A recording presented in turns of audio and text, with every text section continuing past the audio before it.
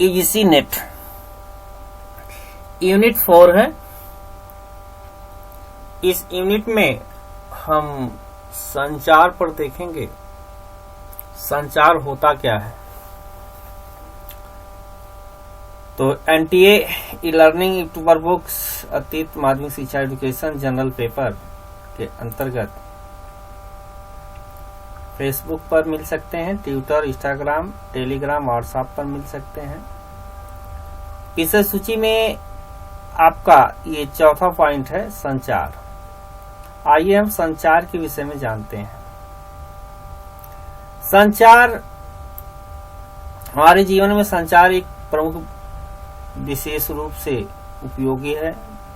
मनुष्य विभिन्न प्रकार की जानकारी अलग अलग संसाधनों के माध्यम से लेता है, जिसमें संचार यानी संप्रेषण दो शब्दों से बना है। सम प्लस प्रेषण, जो समान रूप से प्रेषित किया गया हो से बना है। कम्युनिकेशन शब्द आता है, उत्पत्ति लैटिन भाषा की कम्युन्यूस शब्द से मानी जाती है, जिसका अर्थ है किसी जानकारी या तथ्य के सामान्य बनाने से होता है। संक्रिय अर्थ में संचार दो या अधिक व्यक्तियों के मध्य विचार, संदेश, सूचनाओं का आदान प्रदान करता है तथा उनके आदान प्रदान लिखित, मौखिक और सांकेतिक ये सारी भाषाओं के माध्यम से किया जाता है। संचार कहलाता। तो हमने यह जान गया, समझ लिए कि संचार क्या है। यानी दो शब्दों से मिलकर बड़ा है सम प्लस प्रेषण, जो समान रूप से प्रेषित किया जाता है। और इनकी उत्पत्ति लैटिन भाषा से कम्युनियस शब्द से मानी जाती है, जिसका अर्थ किसी जानकारी, तथ्य को समान। संक्रिय अर्थ में संचार दो या दो से अधिक व्यक्तियों के मध्य विचारों का आदान प्रदान, संदेशों का आदान प्रदान, सूचनाओं का आदान प्रदान, लिखित संदेश, मौखिक संदेश तथा सांकेतिक भाषा से किया जाता है। एफ.जी. मेयर के अनुसार देखा गया, एफ.जी. मेयर के अनुसार मानव विचारों और सोचों को शब्द, पत्रों और संदेशों के माध्यम से आदान प्रदान ही करना संप्रेषण कहलाता है। सियोहाइसन के अनुसार संचार एक व्यक्ति से दूसरे व्यक्ति को सूचनाओं को समझ एवं हस्तांतरित करने की प्रक्रिया है, जो संचार कहलाती है। संचार व्यापक अर्थ में संचार से तात्पर्य दो या दो से अधिक व्यक्तियों के मध्य सूचनाओं, विचारों, तथ्यों, आंतरिक भावनाओं आदि का आदान प्रदान कहा जाता है। तो संचार सूचनाओं का आदान प्रदान करता है। यह एक निरंतर, जिसमें दो से अधिक व्यक्तियों अपने विचार, वृत्तियों, अभिमतों, संवेगों आदि का परस्पर समन्वय स्थापित करता है, संचार होता है। संचार की प्रकृति क्या होती है? Natural of communication. संचार वह एक प्रक्रिया जिसके द्वारा संगठन या किसी प्रणाली के निर्धारित लक्ष्यों को प्राप्त करने का प्रयास किया जाता है। इससे व्यक्तियों, समूहों एवं विभागों के बीच सूचनाओं का आदान प्रदान होता है। संचार की प्रकृति संदेशों और अंतर संबंधों को परस्पर अदला बदली की होती है। जैसे संचार लिखित होता है, मौखिक होता है, छव्य होता है और दृश्य होता है। छव्य कानों द्वारा सुनी जाने वाली, दृश्य आंखों द्वारा दिखी जाने वाली, ये संचार के माध्यम है। इनकी प्रकृति है। संचार का मुख्य उद्देश्य क्या होता है? संदेश प्राप्तकर्ता संदेश को मूल रूप से, मूल दृष्टिकोण से समझे और संचारक से भेजे। संचार तभी प्रभावी होता है जब तक वह प्राप्तकर्ता द्वारा पूर्णतः समझ लिया जाता हो, तब तक ऐसा ही नहीं होता है।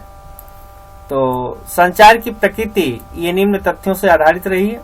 आइए हम देखते हैं संचार की कुछ कैरेक्टर्स, विशेषताएं। संचार एक मानवीय प्रक्रिया, इसलिए पशु पक्षियों द्वारा की गई संरचनाएं संचार प्रक्रिया को संप्रेषण के क्षेत्र से एक मनोवैज्ञानिक और सामाजिक प्रणाली में जोड़ा गया है। संचार के लिए कम से कम दो पक्षों, प्रेषकों और प्राप्तकर्ताओं का होना आवश्यक होता है। संचार के लिए कुछ सूचनाएं तथा विचार, निर्णय, भावना, इच्छा तथा संवेग आवश्यक होते हैं। संचार प्रेषक और प्राप्तकर्ता संचार सदैव गत्यात्मक होता है।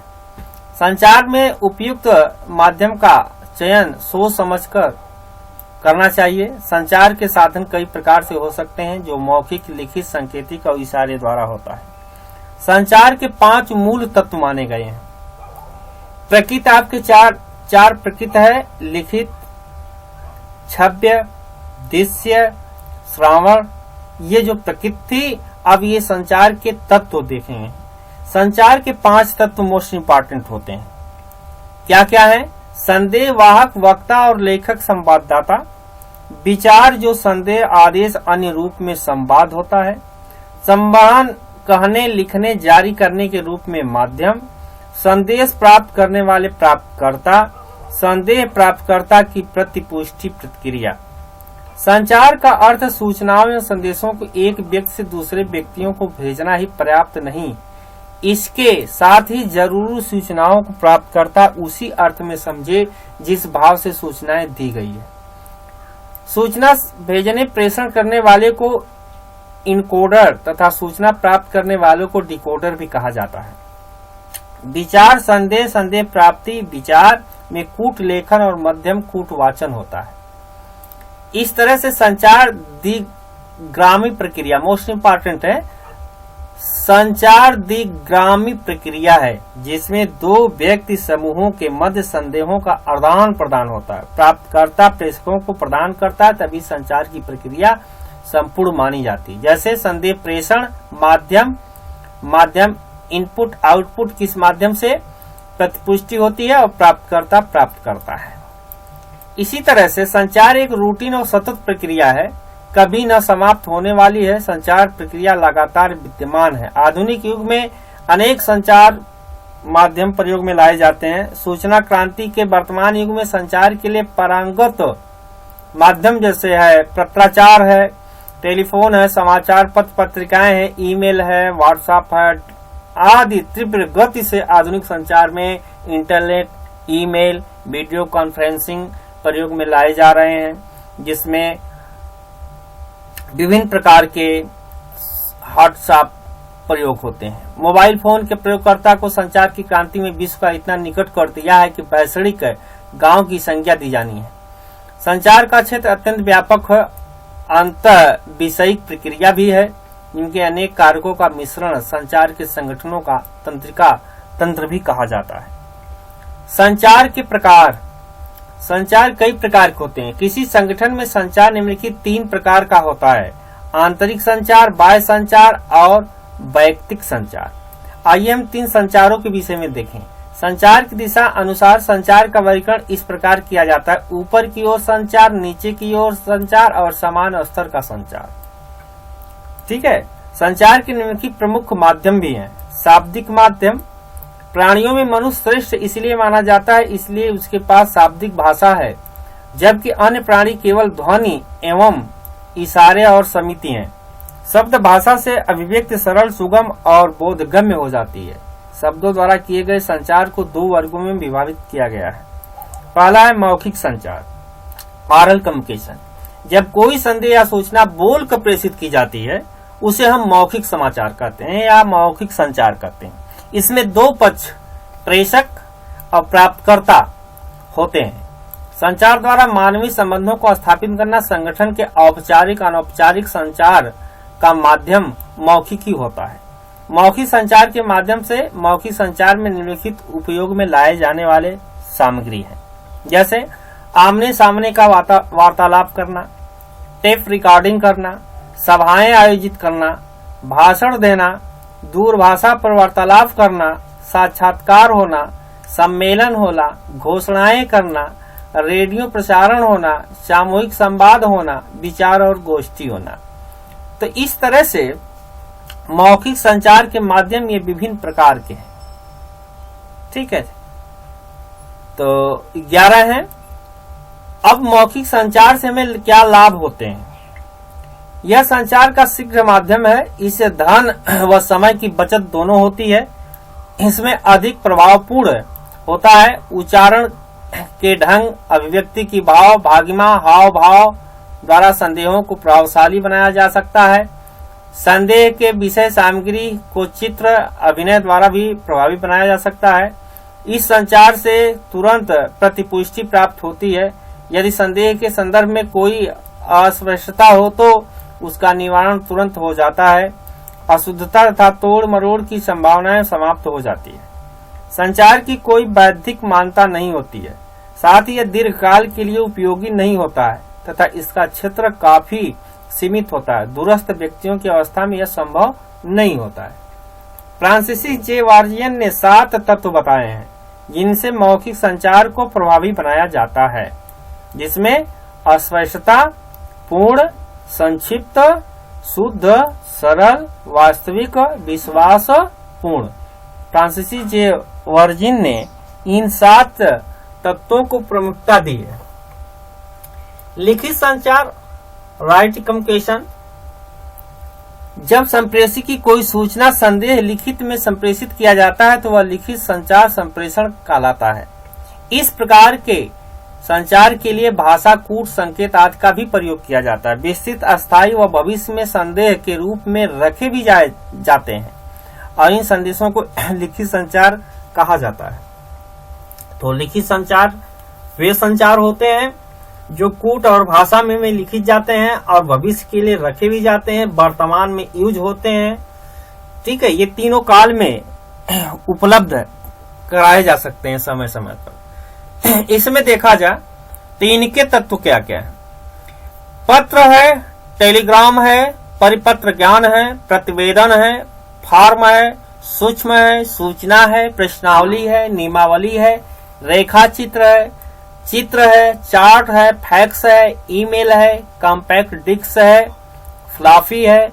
लिखित शब्द लिखित संचार में शामिल होते हैं। अब देखिए 2 चीजें कुछ ऐसे शब्द आए हैं, जैसे फैक्स है, फैक्स होता है ईमेल, मेल के द्वारा। कॉम्पैक्ट डिस्क मतलब सीडी, डीवीडी, कॉम्पैक्ट डिस्क है, उसमें जो है भाषा संदेशों को जो है रिकॉर्ड भी किया जा सकता है। फ्लॉपी हार्ड डिस्क है, उस फ्लॉपी में भी रखा जा सकता है। लिखित संप्रेषण का क्षेत्र अत्यधिक व्यापक है, दूरस्थ क्षेत्रों में आसानी से पहुंच जाता है, वैज्ञानिक रूप से स्वीकार भी किया जाता है, उत्तरदायित्व निर्धारण में सहायक भी होता है। एक क्रियान्वयन होने पर किंतु संचार महंगा है, इसमें समय भी लगता है पहुंचाने में, इसमें लागत लगती है आदि अदा कदा जो है इसमें आवश्यकताएं होती हैं। अशाब्दिक माध्यम, नॉन वर्बल मीडियम, इस प्रकार के संचार में किसी भी प्रकार के भाषागत शब्दों का प्रयोग नहीं किया जा सकता है। इसमें चिन्हों, लक्षण, संकेतों और सूचित चिन्हों का प्रयोग किया जाता है। अशाब्दिक माध्यम का वर्गीकरण इस प्रकार किया जाता है। दृश्य संकेत में देखा जाए, जैसे इनके अशाब्दिक माध्यम में ये मुख्य तत्व आते हैं, इनके विषय में देखते हैं। जैसे दृश्य संकेत में चित्र है, आंख से देखे जाने वाला, दिखाई देने वाला चित्र है, पेंटिंग है, चार्ट है, रेखा चित्र है, नक्शा है, खुदाई है, पोस्टर है, साइन बोर्ड है, परिवहन मार्ग की बत्तियां हैं, जैसे लाल, पीली, हरी, नीली, एम्बुलेंस है, अधिकारी की गाड़ी घूमती हुई बत्ती है। ये दृश्य द्वारा देखी जाने वाले संकेतक हैं। शब्द संकेत ढोल है, नगाड़ा है, सायरन है, हूटर की आवाज है आदि ऐसी है जो कानों द्वारा सुनी जाने वाली है। दैविक भाषा में शरीर संचालन है, भागिमा है, मुद्रा है, दृष्ट है, संबंध है। पार्श्व भाषा के अंतर्गत मौखिक भाषा के समस्त वक्ता के स्वरों का उतार चढ़ाव, धारा प्रवाह, अप्रवाह, ऊंची तथा धीमी आवाज का अनजाने में प्रयोग होना। माध्यम के आधार पर संचार को 3 वर्गों में विभाजित किया गया। श्रावण में संसाधनों से संचार जिसको व्यक्ति सुन सकता है, मौखिक आदेश, टेलीफोन, रेडियो प्रसार, भाषण, मीटिंग, सम्मेलन।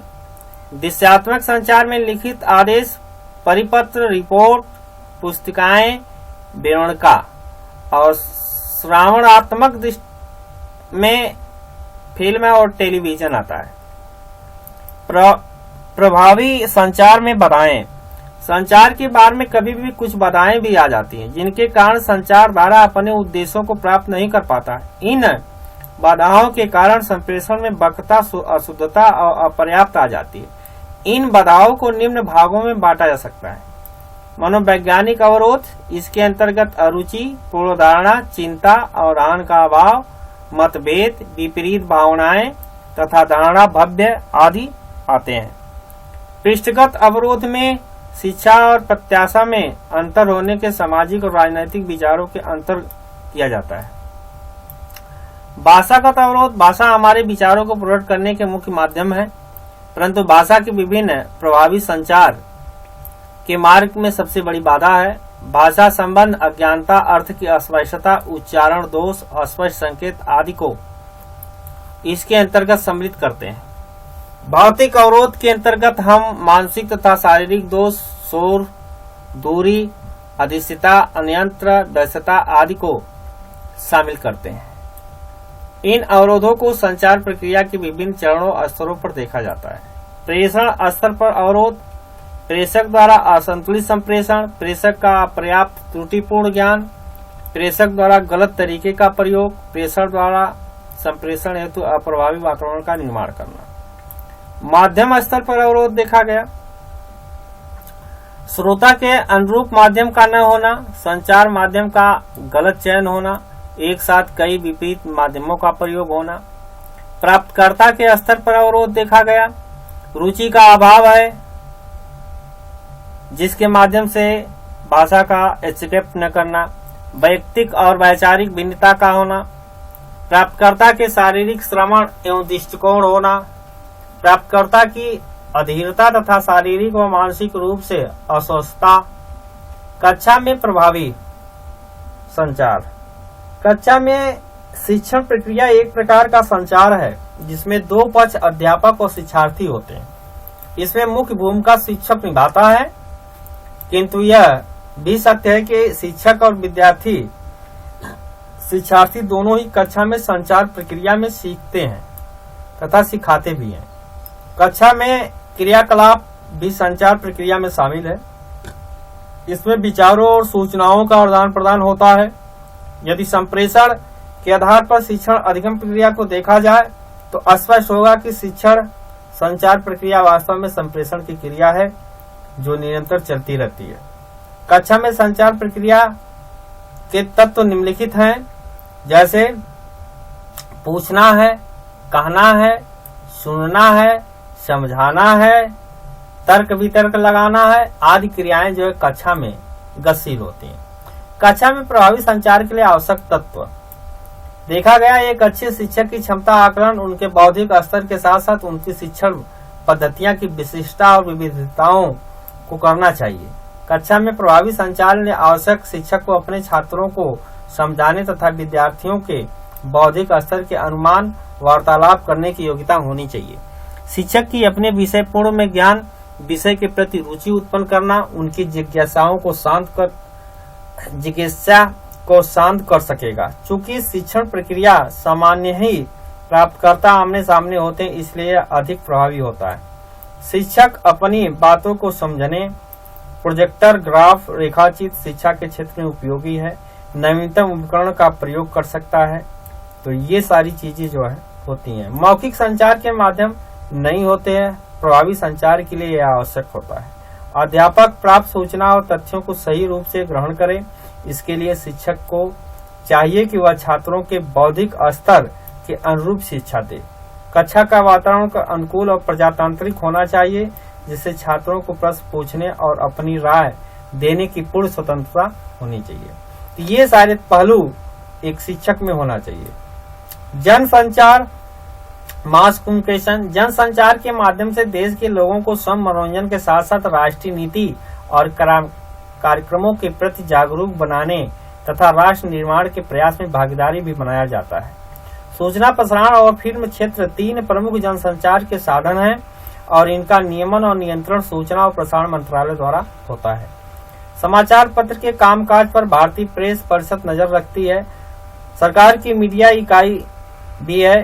पत्र सूचना और कार्यालय, प्रसारण, फोटोग्राफ, समाचार पत्र पंजीकरण, गणवेषण और प्रशिक्षण विभाग, प्रकाशन विभाग, गीत और नाटक विभाग प्रसारण के क्षेत्र में प्रसार करती है, जिसमें 1997 के अधिनियम से गठित किया गया है। दूरदर्शन और आकाशवाणी को इसके अंतर्गत लाया गया है। देश भर में करीब 100 निजी चैनल तथा केबल नेटवर्क प्रसारण क्षेत्र के अंतर्गत हैं। फिल्म निर्माण प्रमाणीकरण बोर्ड, भारतीय फिल्म अभिलेखागार और बाल फिल्म सोसाइटी के माध्यम से सरकार फिल्मों के क्षेत्र में भागीदारी करती है। सरकार ने 2 फिल्म टेलीविजन संस्थान स्थापित किए हैं। 1980 के दशक में दूरदर्शन अपने चैनलों को राष्ट्रव्यापी प्रसारण के रूप में इनसेट का प्रयोग शुरू किया गया, जो देश भर में लागू है। प्रसार भारती मुख्य नई दिल्ली है। प्रसार भारती देश में सार्वजनिक प्रसारण सेवा है। इसमें दो घटक है, आकाशवाणी और दूरदर्शन, जो 23 नवंबर 1997 को प्रसारित किया गया, जिसका गठन किया गया। इस नियम बना दिया गया कि नियम का कार्य संचालन प्रसारण भारती बोर्ड द्वारा होता है। इनके अध्यक्ष एक कार्यकारी सदस्य, मुख्य कार्यकारी और एक वित्तीय सदस्य, एक कार्मिक सदस्य तथा 6 अंशकालिक सदस्य होते हैं। इसका अध्यक्ष अंशकालीन सदस्य होता है, जिसका कार्यकाल 6 वर्ष होता है। प्रसार भारती का मुख्यालय नई दिल्ली में स्थापित है।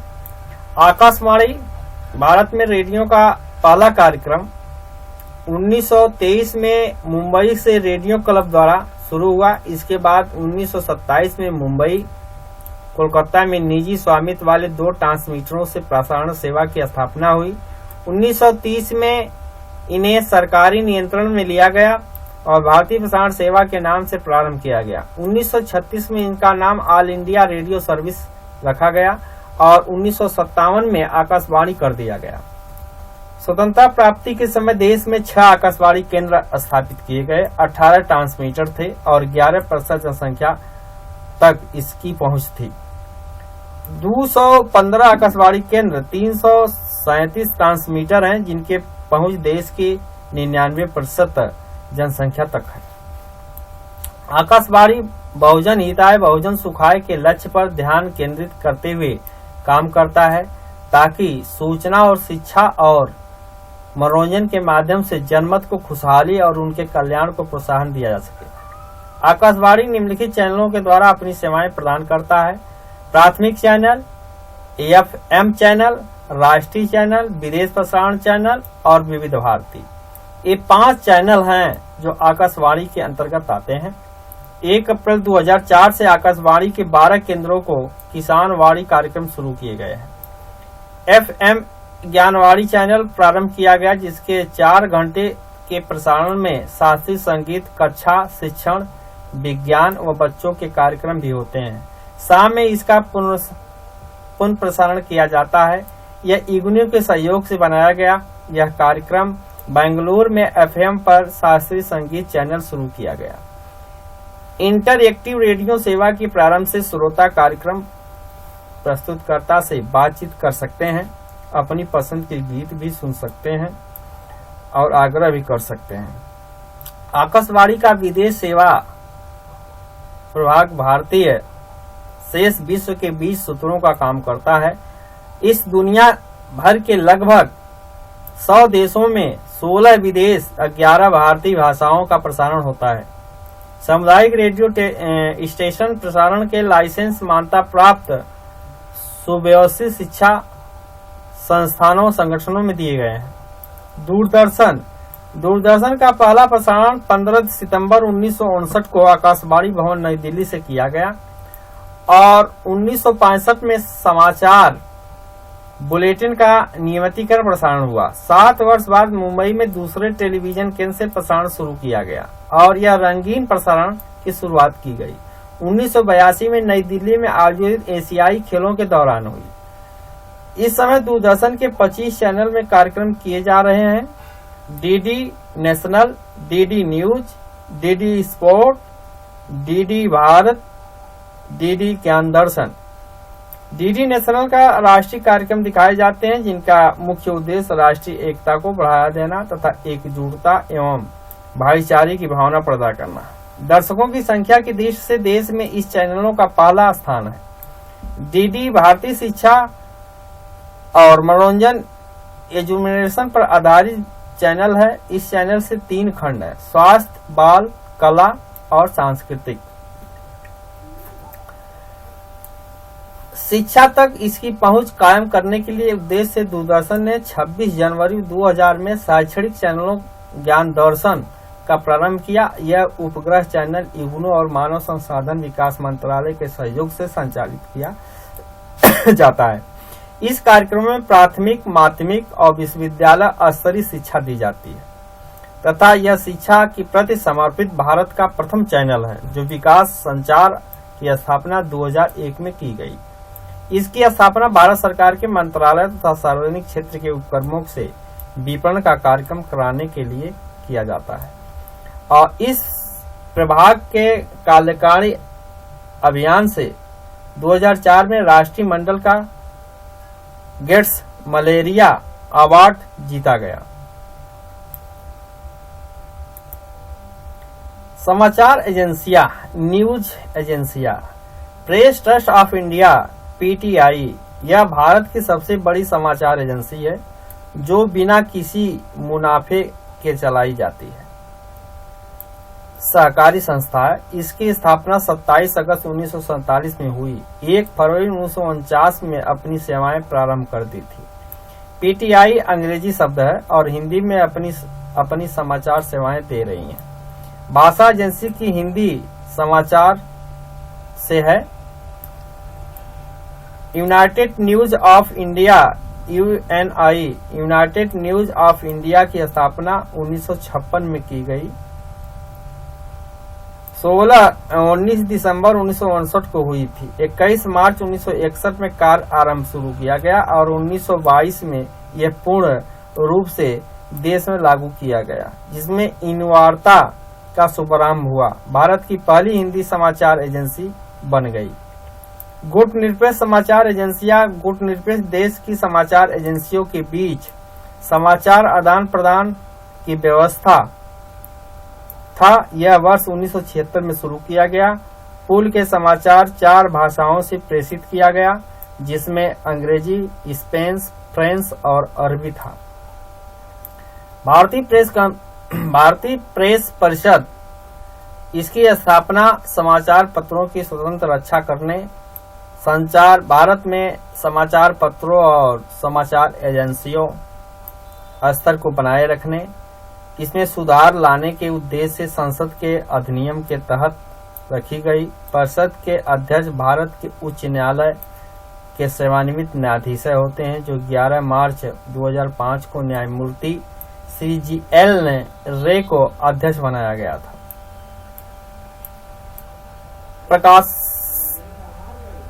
प्रकाशक विभाग, नई दिल्ली। प्रकाशी विभाग राष्ट्रीय महत्व तथा भारत की समृद्ध परंपरा को दर्शाते हुए पुस्तक परितंत्र वार्षिक संदर्भ में भारत का प्रकाशन 1020-1050 पुस्तकों का मासिक पत्रिकाओं से प्रकाशन करता था, जिसमें बाल भारती, आजकल, योजना, कुरुक्षेत्र, रोजगार समाचार आदि। दृश्य छवि मीडिया 1965 में ट्यूलिमियर बंधुओं द्वारा मोशन पिक्चर फोटोग्राफी के दृश्य मीडिया अस्तित्व में आया। मूक फिल्म के युग 1922 में GRTN चित्र फिल्म प्रभाग मुंबई 1943 में इंडियन न्यू परेड तथा इंफॉर्मेशन फिल्म ऑफ इंडिया पुनः नामकरण कर जनवरी 1948 में फिल्म प्रभाग का गठन किया गया। केंद्रीय चलचित्र प्रमाण बोर्ड मुंबई सिनेटोग्राफ अधिनियम 1952 में बनाया गया, जिसकी स्थापना केंद्रीय चलचित्र प्रमाण बोर्ड भारत के सार्वजनिक प्रदर्शन के लिए फिल्मों का प्रमाण दिया गया। 25 अन्य गैर सरकारी संस्था इसमें कार्यरत हैं। राष्ट्रीय फिल्म विकास प्राधिकरण लिमिटेड 1975 में लागू की गई और 1980 में भारतीय चलचित्र निर्यात निगम फिल्म वित्त निगम विलयन के तहत पुनः गठन किया गया। इस निगम का मुख्य उद्देश्य भारत के सिनेमा गुणवत्ता में सुधार तथा छवि दृश्य एवं संबंधित क्षेत्र में आधुनिक प्रौद्योगिकी का विकास किया गया। राष्ट्रीय फिल्म अभिलेखागार पुणे में स्थापित किया गया, जिसकी स्थापना 1964 में सूचना और प्रसारण मंत्रालय के अधीन एक स्वतंत्र मीडिया इकाई के रूप में की गई। भारतीय बाल फिल्म समिति मुंबई 1955 में बच्चों को फिल्म में उच्च आदर्शों की प्रेरणा देने के लिए मनोरंजन प्रदान किया गया, जिनका उद्देश्य प्रत्येक दूसरे वर्ष अंतर्राष्ट्रीय बाल विकास समारोह में आयोजित किया जाता है। विज्ञान एवं दृश्य प्रसारण निदेशालय नई दिल्ली भारत सरकार की एक प्रमुख मल्टीमीडिया विज्ञान एजेंसी दी गई भारत सरकार नीतियों और कार्यक्रमों के तहत विभिन्न माध्यमों से प्रसारित करता है, जिसे सिंगल विंडो एजेंसी के नाम से भी जाना जाता है।